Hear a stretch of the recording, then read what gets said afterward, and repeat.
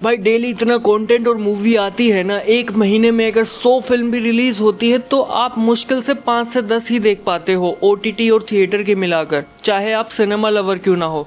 और इसी का नाम कंपटीशन है। आपका टाइम लिमिटेड है, जो अच्छा परफॉर्म करेगा वो आपके पैसे और टाइम जीत जाएगा। लिटरली अभी मूवी का बिजनेस एक मच्छी बाजार बन चुका है। उसमें ऑप्शन बहुत है मगर आप कुछ भी सिलेक्ट नहीं कर पाते। इसी वजह से हमारे पास जो टाइम होता है उसमें भी हम ढूंढते रहते हैं कि देखे क्या, और जब मूवी सेलेक्ट हो जाती है तो मंडे आ जाता है। और इसी वजह से स्टार पावर मैटर करती है, रिनाउंड नेम मैटर करते हैं, चाहे एक्टर हो या डायरेक्टर। हम उन पे भरोसा कर लेते हैं कि चलो यार ये बंदा भरोसा नहीं तोड़ेगा, मगर क्या वो एक्टर और डायरेक्टर उस ट्रस्ट को मेंटेन कर पाते हैं हमेशा? हाँ, मगर हमेशा नहीं। और यही हुआ मेरे साथ जब मैंने देखी पति पत्नी और वो दो। ऑनेस्टली मुझे इतनी उम्मीद थी नहीं इस फिल्म से, लगा था चलो टाइम पास है तो देख लेते हैं।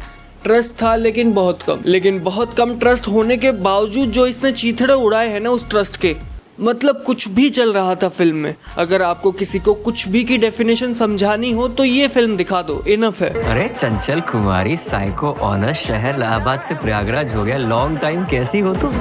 खातून कौन थी? Who was the ladies? यार हो क्या गया है हिंदी सिनेमा को? कॉमेडी फिल्म पहले भी आती थी, फ्लॉप भी होती थी, मगर ये पैसे लगा कौन रहा है इन प्रोजेक्ट के ऊपर? सुनील पाल का इससे बेटर ह्यूमर है, सच बता रहा हूँ। एक्चुअली वो घरेलू हिंसा से प्रताड़ित है, डोमेस्टिक वायलेंस। तो पुलिस में जाती, वन विभाग में क्या करने आई थी? इस हरपति एनिमल।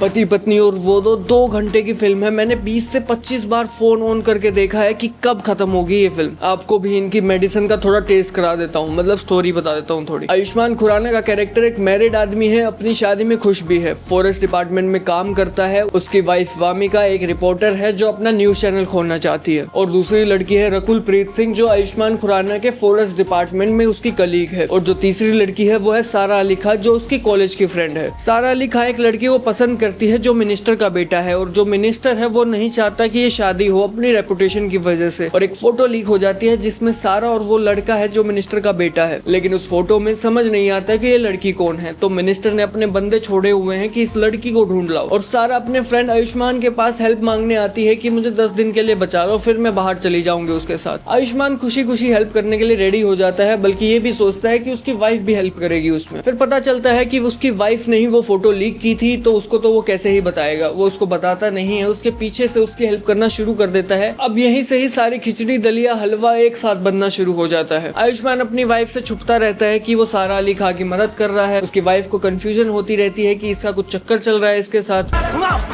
सामने पत्नी है वहाँ। फिर उसकी वाइफ को लगता है कि कभी रकुल प्रीत के साथ उसका चक्कर चल रहा है, क्योंकि वो उसके फॉरेस्ट डिपार्टमेंट में कलीग है, वो बाहर घूमने जाता रहता है उसके साथ। So cute. ये साली खाना बना कर खिलाती है क्या? कहीं नॉनवेज तो नहीं खाने लगे पांडे जी?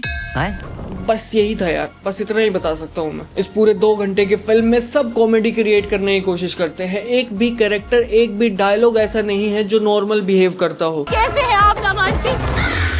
कौन दामाद जी भाई? चंचल को आपकी गोद में देखकर आत्मा तृप्त हो गई हमारी। सबको सिर्फ जोक मारने हैं, सबको कॉमेडी क्रिएट करनी है। बैकग्राउंड स्कोर में कॉमेडी क्रिएट करने के लिए म्यूजिक हमेशा बजता रहता है, ना कोई फिल्म में ब्रीदिंग स्पेस है, पूरी फिल्म भागती रहती है। ये अच्छा लगता है प्रियदर्शन की फिल्मों में जब वो एंड में होता है। आप पूरी फिल्म वैसी बना दोगे तो दिमाग का कचरा हो जाएगा। इस पूरी फिल्म का फोकस बताऊं क्या है कि वामिका को ये लगता रहे कि आयुष्मान खुराना उसको चीट कर रहा है। हर छोटे से छोटे और बड़े से बड़े सीन में सिर्फ यही मिसअंडरस्टैंडिंग दिखाने की कोशिश की है। जैसे दूसरी फिल्मों में एक एक्टर कई इमोशन प्ले करता है एक ही फिल्म में, लेकिन इस फिल्म में सब एक एक इमोशन प्ले कर रहे हैं, सबको एक इमोशन दिया गया है सिर्फ। आयुष्मान खुराना फ्रस्ट्रेट रहते हैं, सारा अली खान डरी हुई रहती है, वामिका को गुस्से में रहना है, रकुल प्रीत फ्रस्ट्रेशन में रहती है, और जो मिनिस्टर है वो कोल्ड क्रिमिनल है। और जो रकुल प्रीत का कैरेक्टर है वो इस फिल्म में ना भी होता तो कोई फर्क नहीं पड़ता, मतलब फिल्म भी ना होती तब भी कोई फर्क नहीं पड़ता। और गाने कहीं भी आ जाते हैं, कोई भी सेंस नहीं है कि पहले क्या सीन था और बाद में कौन सा सीन चल रहा है। बस घुसेड़ दो गानों को, कहीं भी बीच में घुसेड़ दो, नाचना है इनको बस। और इस फिल्म में इतने डबल मीनिंग वर्ड्स और सिचुएशन है कि पता नहीं 13 से 16 एज ग्रुप कैसे अलाउड कर दिया है इसमें। सेंसर बोर्ड वैसे तो किसी फिल्म में कैची चला देता है,